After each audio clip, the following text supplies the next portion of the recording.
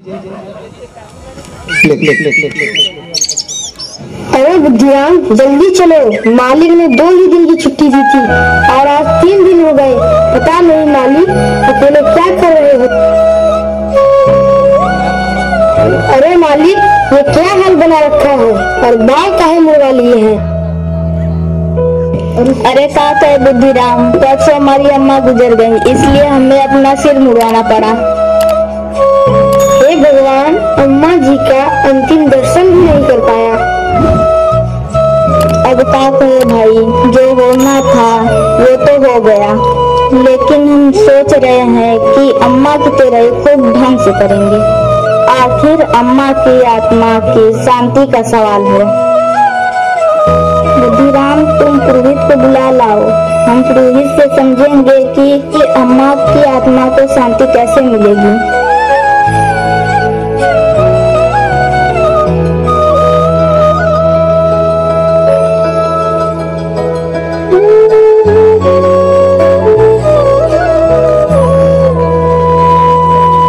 अरे आइए पंडित जी, आइए बैठिए।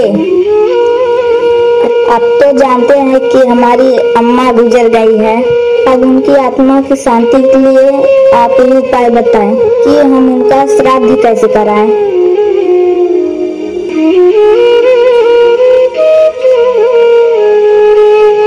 यादा जी, क्या आपकी अम्मा की कोई अंतिम इच्छा थी जो आप नहीं पूरा कर पाए? ना पंडित जी, ऐसी कोई इच्छा तो नहीं बताई अम्मा ने। हाँ, उस दिन अम्मा ने हमसे आम खाने की इच्छा जाहिर की थी, पर इस सीजन में आम कहाँ से लाते हैं हम। बस यही एक इच्छा हम उनकी पूरी नहीं कर पाए थे। आप चिंता ना करो यादव जी, हम हैं ना। आपकी अम्मा जी की इच्छा भी पूरी हो जाएगी और उनकी आत्मा को शांति भी मिल जाएगी। वो कैसे महाराज? यादव जी, आपको 51 ब्राह्मणों को भोजन करवाना है और 7 महापात्रों को दान में सोने का आम देना है। बस ब्राह्मणों को भोजन कराने से अम्मा जी की भटकती आत्मा को शांति मिल जाएगी और आम दान करने से उनकी इच्छा भी पूरी हो जाएगी। ठीक है पंडित जी, आप श्राद्ध का दिन बताएं, हम व्यवस्था करते हैं।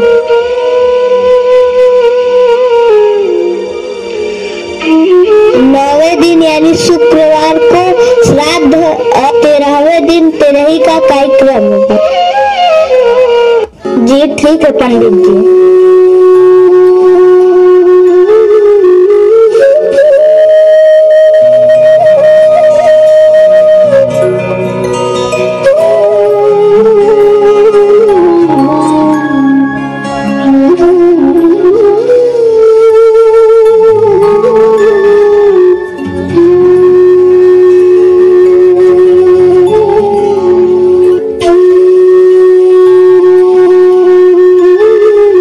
जजमान, श्राद्ध का कार्यक्रम अब संपन्न हुआ। ये पत्तल ले जाके अपनी अम्मा को चढ़ा दीजिए।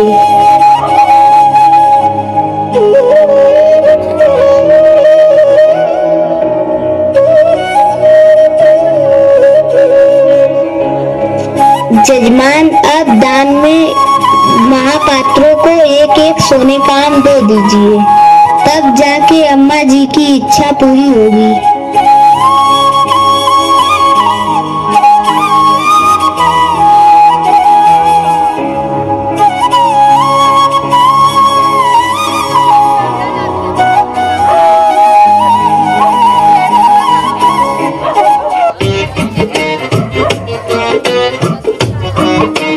पंडित तो मालिक को चूना लगा गया। ठीक है पंडित, अब हम तुमको सबक सिखाएंगे।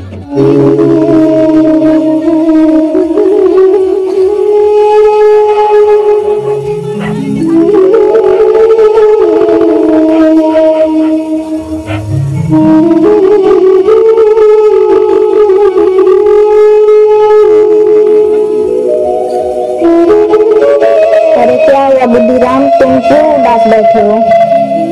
क्या कहे मालिक, कल हमारे अब्बा गुजर गए, अब मैं उनका कैसे करूं? बड़ी इच्छा थी कि हम भी ब्राह्मणों को भोजन कराएं, हम भी उन्हीं ब्राह्मणों से श्राद्ध कराएं, लेकिन मालिक हमारे पास उतना पैसा नहीं है। कोई बात नहीं बुद्धिराम, तुम पुरोहित को बुलाओ, हम है ना। तुम चिंता मत करो, जाओ पंडित जी को बोल दो कि श्राद्ध कराना है।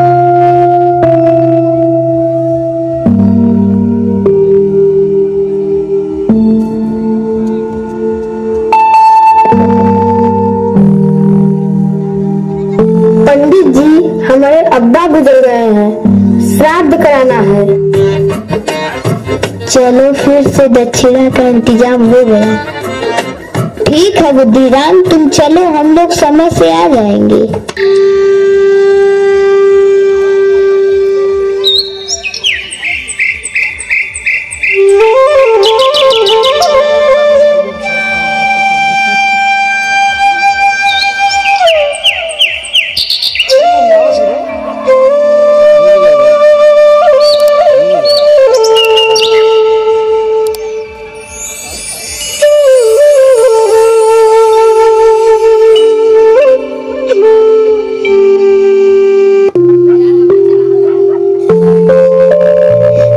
बुद्धिराम, अपने अब्बा की अंतिम इच्छा बताओ जिसे तुम नहीं पूरा कर पाए थे। पंडित जी, क्या उनकी अधूरी इच्छा अब पूरी हो पाएगी? हाँ, क्यों नहीं, इसीलिए तो हम लोग बैठे हैं। तुम बताओ, हम यहीं से स्वर्ग में बैठे तुम्हारे अब्बा तक पहुंचा देंगे। पंडित जी, हमारे अब्बा गठिया के मरीज थे और घुटने के दर्द से बहुत परेशान। डॉक्टर ने बताया था कि रोज सुबह उनके घुटने को गर्म सरिया से दागना है। जिस दिन वह गुजरे, हम यादव जी के घर पर ही थे। उस दिन उनके घुटने को दाग नहीं पाए। उनकी यही इच्छा अधूरी रह गई। अरे, ये कैसी इच्छा है? पंडित जी, इच्छा तो इच्छा है, ऐसी क्या वैसी क्या। लाइए, हम अपने हाथों से आपके घुटने को गर्म सरिया से दागेंगे और आप सब स्वर्ग में बैठे मेरे अब्बा तक पहुंचा देना। उनकी इच्छा पूरी हो जाएगी। अरे, कैसी बात कर रहे हो? अरे, तुम हमारा घुटना दागोगे तो तुम्हारे अब्बा की इच्छा कैसे पूरी होगी? ठीक वैसे ही पंडित जी, जैसे सोने का आम आपको देने पर मालिक की अम्मा की इच्छा पूरी हुई। दौड़ दौड़ भाग भाग सा, दौड़ दौड़ भाग भाग सा, दौड़ दौड़ भाग भाग सा, दौड़ दौड़ भाग भाग सा, दौड़ दौड़ भाग भाग सा। यादव जी, हमको बचा लीजिए। यादव जी, नहीं तो ये मार डालेगा हमको। अरे पंडित, तुम हमसे पुण्य को बनाते हो, अब तुम्हारा फैसला तो बुद्धिराम ही करेगा।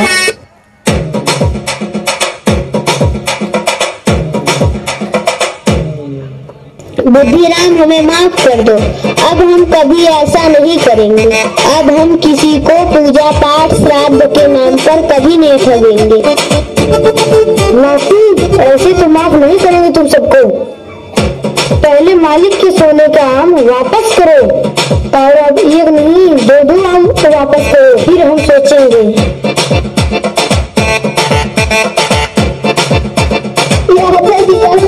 हम अपना सब कुछ बेचकर आपका सोने का आम लौटा देंगे। हमें माफ कर दीजिए। बुद्धिराम, आज तुमने मेरी आंखें खोल दी। और साथियों, मुझे पूरा विश्वास है कि ये कहानी, ये नाटक देखकर हमारे पूरे समाज की आंखें खुल जाएगी। अब कोई साथी इन पाखंडियों के पाखंड में नहीं फंसेगा, अंधविश्वास के दलदल में नहीं जाएगा। जय भीम, जय भारत, जय संविधान। जोरदार तालियां।